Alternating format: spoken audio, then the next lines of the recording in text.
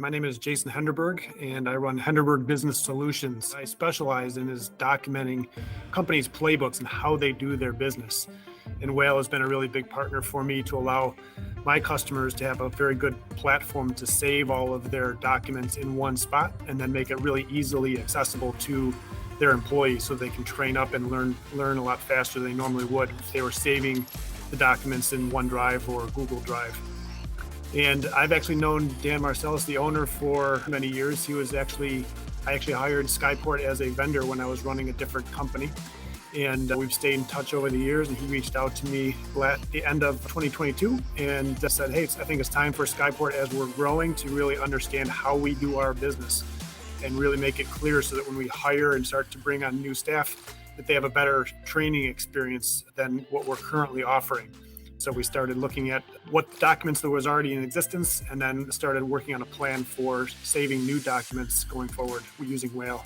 And what was unique at SkyPort was their core team was very involved in the process. So sometimes they just want to have a manager involved or a couple of key people, where we were able to work with many people in their team to really get a cultural shift and everybody being aware that this is the new way of doing things. But I think the biggest benefit was that SkyPort had done a great job. Dan, as the owner for many years, had been writing down how to do things. But as Emily indicated, they were stored in different places and it wasn't in an organized manner where you could just deploy a sequence of training modules to somebody new.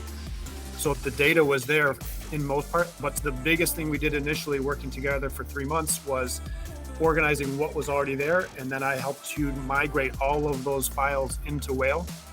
Then the next step was to start recording new things or correcting any of the previous documents that were already existing.